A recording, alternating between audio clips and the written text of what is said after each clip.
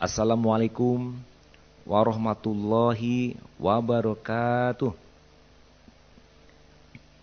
Alhamdulillahilladzi anzala ala abdihil kitab tafsiratan li ulil albab. Asyhadu an la ilaha illallah wahdahu la syarikalah rabbul arbab. Wa asyhadu anna Muhammadan abduhu wa rasuluh. Allahumma sholli wa sallim ala Muhammadin wa ala alihi wa ashabihil anjab.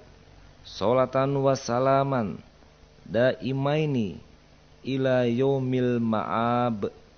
Amma ba'd. Kita bisa bertemu di pagi yang cerah ini karena izin dari Allah Subhanahu wa taala.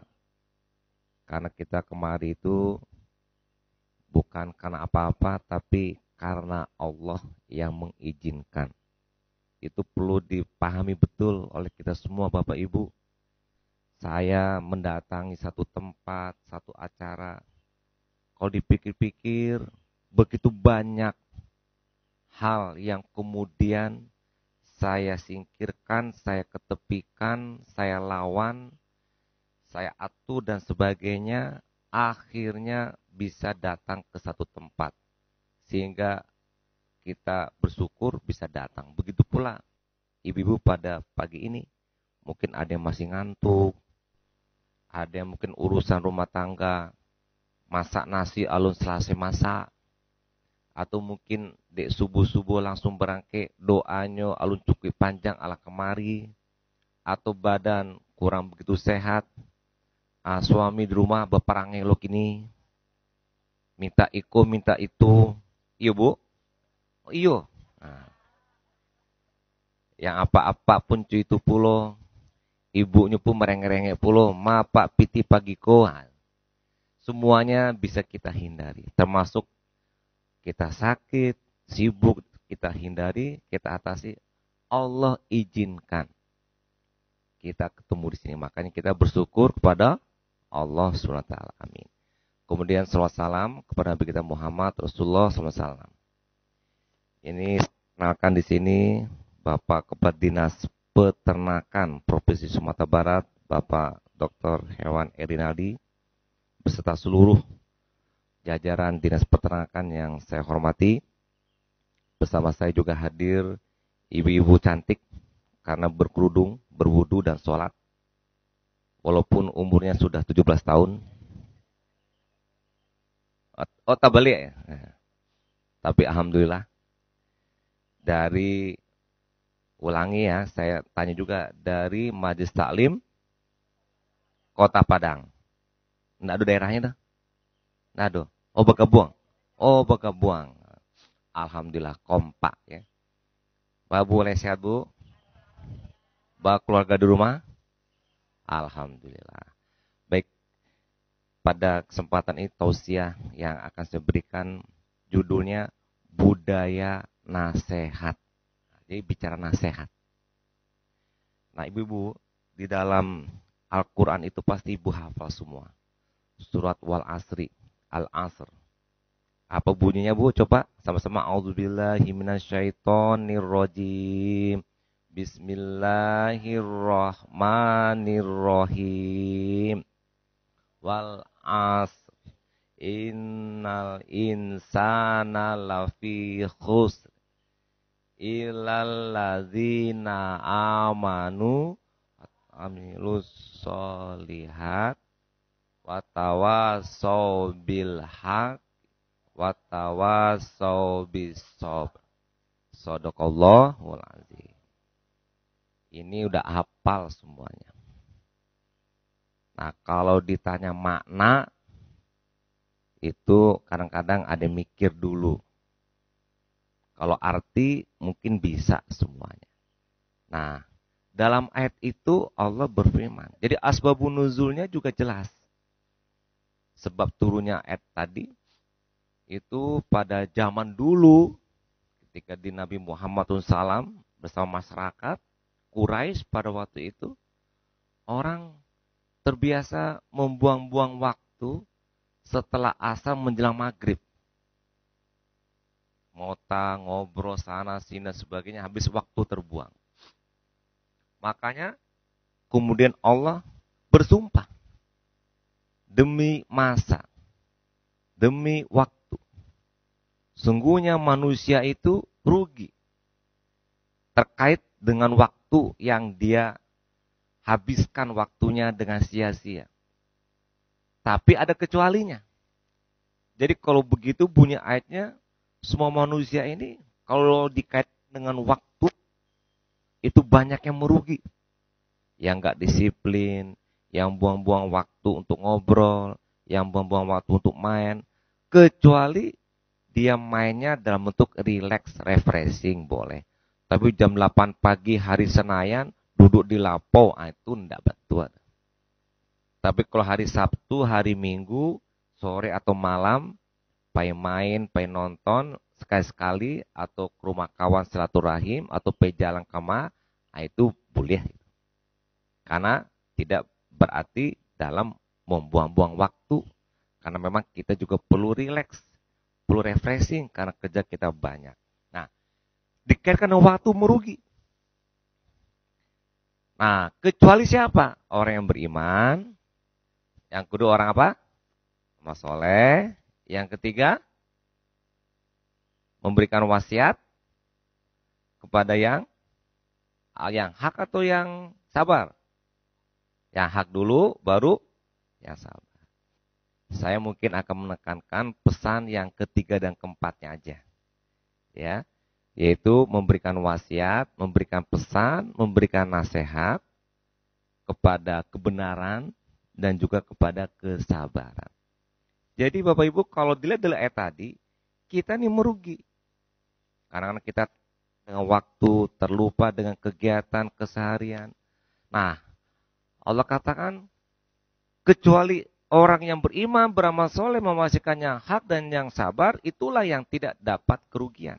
Dia dalam keadaan beruntung. Dia dapat keuntungan al-falah, al-fas, mendapatkan kebaikan, keuntungan. Nah, wasiat ini, mungkin beriman, beramal soleh, saya tidak akan bicara, nanti dalam kesempatan lain kita akan sampaikan. Tapi wasiat ini, nasihat disampaikan. Kalau tidak ada nasihat di antara kita, tawassaw bil haq, tawassaw bis sabr, maka kita merugi. Bahkan menurut ulama mengatakan bahwa kehancuran umat Islam, kegagalan umat Islam, kerugian umat Islam, satu sebab di antaranya tidak munculnya budaya nasihat. Budaya nasihat tidak muncul, atau bahasa kitanya individualistik, bakatinyo sela. Tasarainyo sela. Bian sela. Awak cuek sela. Inyo awak. Urusannya ndak urusan awak deh. Budaya begitulah yang terjadi sehingga tidak ada nasihat menasihati di antara kita yang kemudian berakibat kerugian, kegagalan, kehancuran. Padahal Allah menyatakan kita untuk tawassaw bil haq, tawassaw bis sabr. Tawassaw itu saling memberikan nasihat, saling memberikan wasiat untuk supaya kita tidak rugi. Nah, dalam hadis Nabi ternyata Rasulullah juga menyebutkan ad-dinu an-nasihah adalah nasihat. Jadi agama itu isinya pesan-pesan dan nasihat-nasihat yang perlu disampaikan antara kita. Jadi sekarang ini saya berdiri memberikan nasihat kepada ibu dan bapak, tapi di suatu saat nanti setelah ini saya juga bisa dinasihati oleh bapak dan ibu.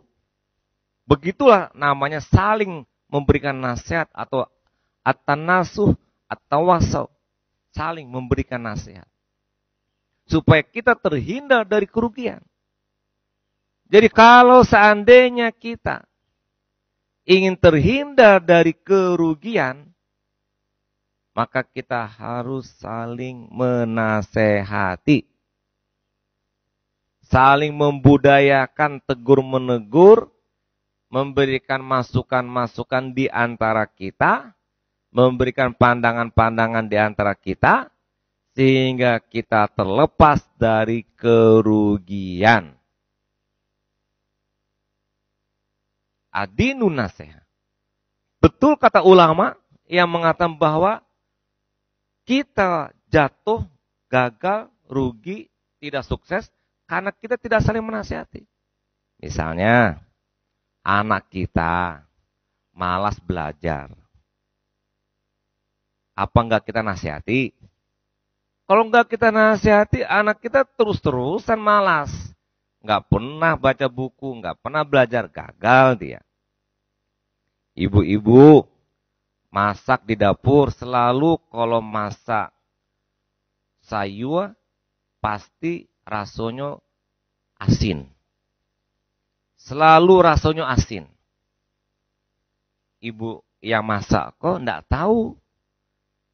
Mungkin ibu kok tak biasa rasa asin sehingga tidak merasa keasinan. Tapi sadonya orang yang makan sayur yang diberi ibu tadi merasa asin. Apa di padian? Kalau di padian tarui-tarui ibu tadi babue kurang tepat. Kurang pas. Sehingga masaknya keasinan bahkan orang tidak makan. Bacaranya itu merubahnya dinasehati. Bu, iko lain lama sayu ibu kok. Tapi asinnya kebanyakan. Kurangi oh kebanyakan. Ambo raso ndak banyak. Sebanyak ikonya. Besok bilah ambo kurangi. Dek nasihat yang masuk. Kemudian nyorobah cara masak. Akhirnya tadi makanan tidak enak jadi enak. Kenapa? Nasihat. Jangan beko dia nasihat, ambo lah dari kete alikusi kerajum aja.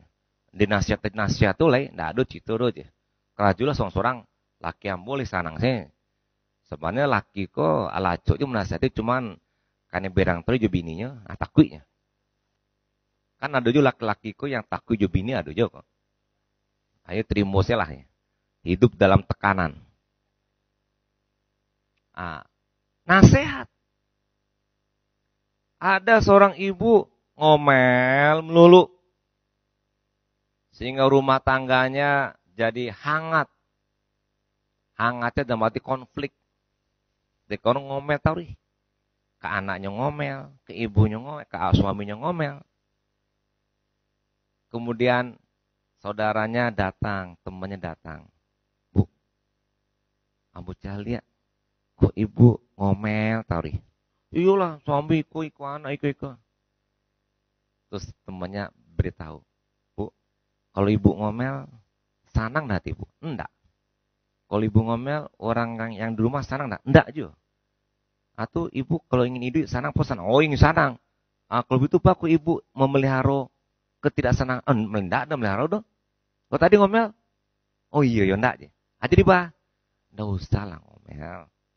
Dinasihati masuk. Suami bantiko, anak bantiko, justru kalau ngomel kok anak Jawa. Nggak namun tinggal di rumah. Suami pun nggak betah di rumah. Akhirnya masuk nasihatnya, besok dia tidak ngomel lagi. Nasihat masuk. Alhamdulillah, hidupnya jadi baik. Kita bisa membudayakan nasihat dalam kehidupan kita sehari-hari. Di bidang apapun, insya Allah kita akan terlepas dari kerugian. Terima kasih dan mohon maaf kalau ada yang salah. Bila taufik walhidayah. Wassalamualaikum warahmatullahi wabarakatuh.